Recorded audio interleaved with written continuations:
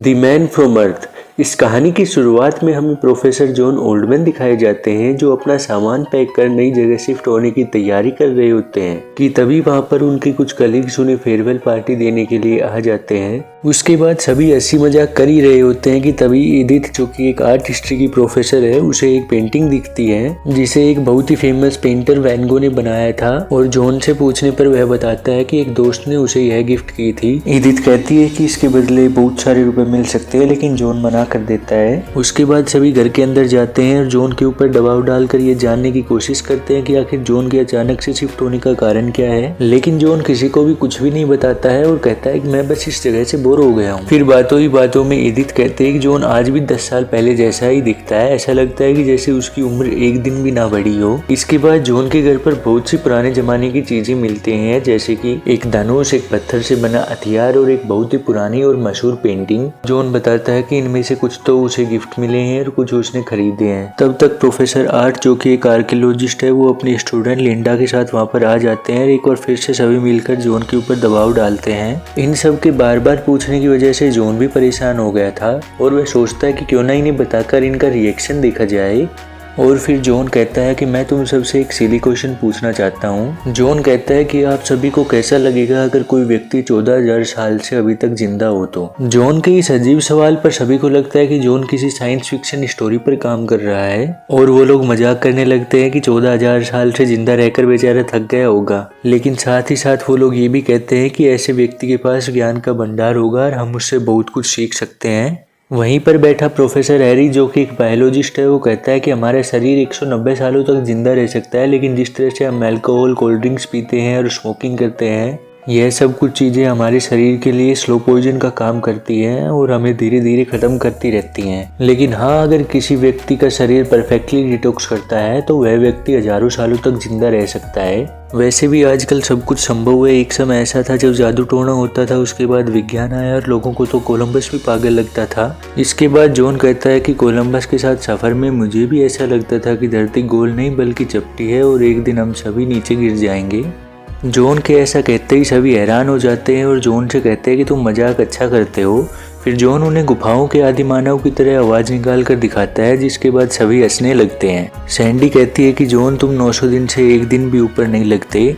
अब सभी को जॉन की कहानी में मजा आने लगता है और वो जॉन से आगे की कहानी सुनने लगते हैं। जॉन बताता है कि मैं हर 10 साल में नई जगह शिफ्ट हो जाता हूँ ताकि लोगों से मेरी उम्र ना बढ़ने का सीक्रेट छुपा रहे।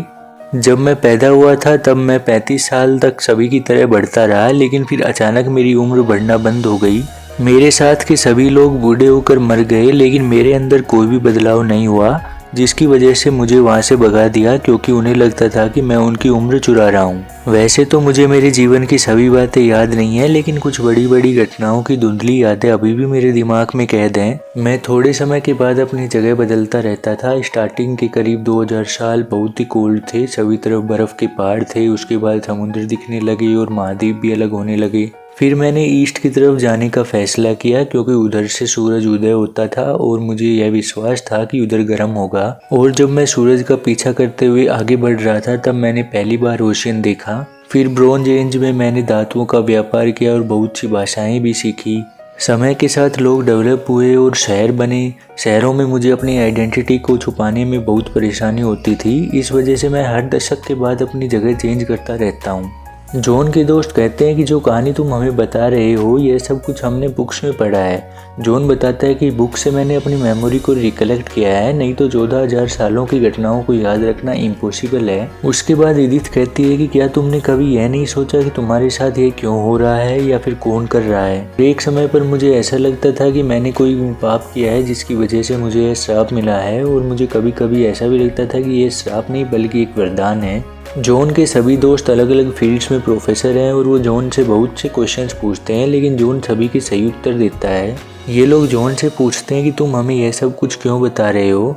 तब जॉन कहता है कि तुम सभी मेरे बहुत अच्छे दोस्त हो और मैं तुमसे रियल जॉन के रूप में गुड बाय कहना चाहता हूँ। जॉन के दोस्तों में से कहता है कि अगर हमने तुम्हारे ये सीक्रेट बाहर लोगों को बता दिया तो क्या होगा। तुम्हारी बात पर कौन विश्वास करेगा कि कोई 14,000 साल से अब तक जिंदा है। और अगर मैं किसी तरह से तुम्हें यह विश्वास दिला दूं कि मैं सब कुछ सच बोल रहा हूँ, तब भी जैसे जैसे समय बीतेगा तुम सबको यह सब कुछ एक कहानी से ज़्यादा कुछ नहीं लगेगा। उसके बाद जॉन बताता है कि पूर्व दिशा में आगे बढ़ते बढ़ते वह भारत पहुंचा और गौतम बुद्धा से भी मिला। उनके जैसा इंसान मैंने 14,000 साल में कोई और नहीं देखा। मैंने उनसे बहुत कुछ सीखा। उन्हें पता था कि मेरे अंदर कुछ तो अनोखी बात है, हालांकि मैंने कभी भी उन्हें अपने सीक्रेट के बारे में नहीं बताया था। प्रोफेसर आर्ट को ऐसा लग रहा था कि जॉन की दिमाग की हालत ठीक नहीं है, इसलिए वह विल को बुला लेता है जो कि एक साइकेट्रिस्ट है। अब विल को जॉन की बताई गई सारी कहानी बताई जाती है। उसके बाद विल जॉन से पूछता है कि क्या तुम्हें कभी बीमारियां भी नहीं होती हैं। जॉन बताता है कि कुछ 100 सालों में उसे typhoid, small pox, yellow fever, black plague जैसी बीमारियां हुई हैं। विल कहता है कि फिर तो तुम्हारे शरीर पर स्मॉल पॉक्स के निशान होने चाहिए। जॉन बताता है कि उसके शरीर पर निशान नहीं रहते हैं।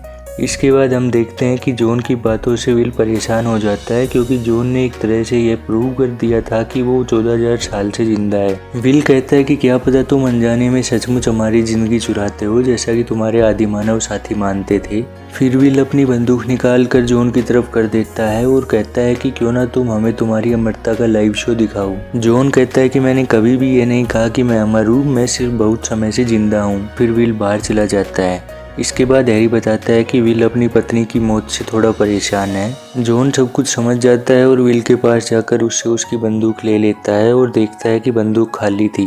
जॉन वापस अंदर आता है और उसके दोस्त आगे की कहानी बताने को कहते हैं। जॉन बताता है कि एक बार उसे एक आदमी मिला था जो कि उसी की तरह ही था और हमने सोचा था कि हम दोनों एक दूसरे के टच में रहेंगे, लेकिन उस दिन के बाद हम कभी भी नहीं मिले। फिर 200 साल बाद मैंने उसे देखा था, लेकिन वो रेलवे स्टेशन पर भीड़ में गायब हो गया। इसके बाद सभी जॉन से पूछते हैं कि तुम कौन से धर्म को मानते हो। जॉन कहता है कि मैं किसी भी धर्म को नहीं मानता हूँ। डैन जॉन से पूछता है कि क्या तुम जीसस क्राइस्ट के वक्त में किसी ऐसे इंसान से मिले थे जो बाइबल में है। जॉन कहता है कि हाँ।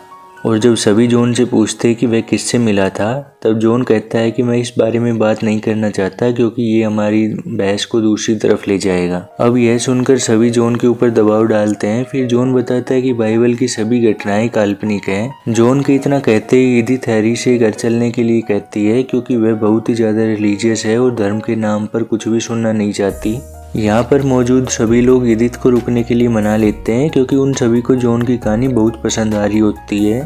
अब सभी जॉन से आगे की कहानी पूछते हैं। तब जॉन उन्हें बताता है कि मैंने गौतम बुद्धा से बहुत सी अच्छी चीज़ें सीखी थी और फिर 500 वर्ष बाद मैंने वो सब कुछ रोम के लोगों को बताना और सिखाना स्टार्ट कर दिया। लेकिन मेरे विचार रोम के राजा को पसंद नहीं आए, जिसके कारण उन्होंने मुझे सूली पर चढ़ा दिया। एडिथ कहती है कि मुझे पता था कि तुम अपने आप को जीसस क्राइस्ट बताओगे। जॉन आगे बताता है कि जब मैं तिब्बत इंडिया में था, तब वहाँ पर मैंने शरीर के दर्द को रोकना और बॉडी प्रोसेस को स्लो करना सीखा था, जिसका इस्तेमाल मैंने तब किया जब मुझे क्रूसिफाइड किया गया था। तब लोगों को लगा कि मैं नहीं रहा। उसके बाद उन्होंने मुझे क्रॉस के साथ एक गुफा में रख दिया। कुछ ही समय बाद मेरा पूरा शरीर सामान्य हो गया और मैं शांति से वहां से निकलना चाहता था, लेकिन गुफा के बाहर कुछ लोग थे जिन्होंने मुझे देख लिया। मैंने कोशिश की थी उन्हें समझाने की, लेकिन वो लोग मुझे जिंदा देखकर बहुत ज़्यादा खुश थे और वो कुछ सुनना ही नहीं चाहते थे। मुझे जीवित देख उन्हें ऐसा लगा कि मेरा पुनर्जन्म हुआ है। फिर मैं वहाँ से सेंट्रल यूरोप आ गया था और मैंने कभी भी किसी मरे हुए को जिंदा नहीं किया और ना ही मैं कभी पानी पर चला। मैंने लोगों को अच्छा खाने पीने और एक दूसरे के साथ प्रेम भाव से रहने की सीख दी थी। एडिथ बहुत ज़्यादा रिलीजियस होने के कारण जॉन पर विश्वास नहीं करना चाहती और प्रोफेसर आर्ट कहते हैं कि मैं तुम्हारे हाथों के निशान देखना चाहता हूँ। जॉन कहता है कि मेरे शरीर पर निशान नहीं रहते हैं। उसके बाद प्रोफेसर डैन जॉन का सपोर्ट करते हुए कहते हैं कि जॉन सही कह रहा है, क्योंकि बुद्धा और क्राइस्ट के विचार ऑलमोस्ट सेम ही है। दोनों ने दयालुता, भाईचारा और प्रेम का संदेश ही दिया था। जॉन बताता है कि बाद में लोगों ने बहुत सी कहानियां बनाई। लोगों ने स्वर्ग और नरक भी बनाए, जिससे सब कुछ पाने का लालच और डर बना रहे, ताकि दूसरों पर हुकूमत की जा सके। इसी बीच विल भी वापस आ जाता है। फिर जॉन कहता है कि कोई भी धर्म हमेशा के लिए नहीं होता, समय के साथ चीजें बदलती रहती हैं। एडिथ कहती है कि यह सब कुछ जो तुम हमें बता रहे हो ये सच नहीं हो सकता। तब जॉन कहता है कि एक दिन जब मैं एक पहाड़ी से लोगों को अपने विचार बता रहा था, तब मैंने उन्हें एक चॉइस दी थी और आज वही चॉइस मैं तुम सबको देता हूँ कि तुम्हें क्या लगता है कि मैं कौन हूँ। जॉन की बातों में गहराई और चेहरे पर चमक देख सबको विश्वास हो जाता है कि जॉन सच बोल रहा है और 2000 साल से जिस बाइबल को लोग मानते आ रहे हैं वो सिर्फ एक कहानी है। सभी बहुत ही ज़्यादा इमोशनल हो जाते हैं। इसके बाद विल जॉन से कहता है कि अपना ड्रामा बंद करो और सबको सच बता दो कि जो सब कुछ तुमने अब तक कहा वो सच नहीं है। जॉन इन सबको कुछ देर के लिए देखता है और थोड़ा सोचने के बाद कहता है कि दोस्तों, खेल खत्म हुआ और अब तक मैंने जो कुछ कहा वो सिर्फ एक मजाक था। यह सुनकर सभी बहुत ही ज़्यादा डिसअपॉइंट हो जाते हैं क्योंकि उन्हें जॉन पर पूरा विश्वास हो गया था। इसके बाद सभी अपने अपने घर जाने लगते हैं। यहाँ पर जॉन और उसकी गर्लफ्रेंड सैंडी ही बचते हैं। तब सैंडी कहती है कि मुझे पता है तुम सब कुछ सच बोल रहे थे, और वो जॉन से पूछती है कि तुम्हारा रियल नेम क्या है। जॉन कहता है कि मेरा रियल नेम जॉन ही है, मैं बस अपने सरनेम बदलता रहता हूँ। फिर वह अपने पुराने नाम बताने लगता है। तब पीछे से विल बाहर आता है और वो जॉन का एक पुराना नाम सुनकर हैरान रह जाता है। विल जॉन से पूछता है कि क्या तुम 60 साल पहले केमिस्ट्री पढ़ाते थे। जॉन कहता है कि हाँ, और बताता है कि तुम्हारी माँ का नाम नोला था। विल जॉन से उनके कुत्ते का नाम पूछता है और जॉन कहता है कि उसका नाम बूफी था। विल बहुत ज्यादा इमोशनल हो जाता है और कहता है कि तुमने हमें छोड़ दिया था। जॉन कहता है कि मेरी मजबूरी थी और अब तुम समझ सकते हो कि मैंने ऐसा क्यों किया था।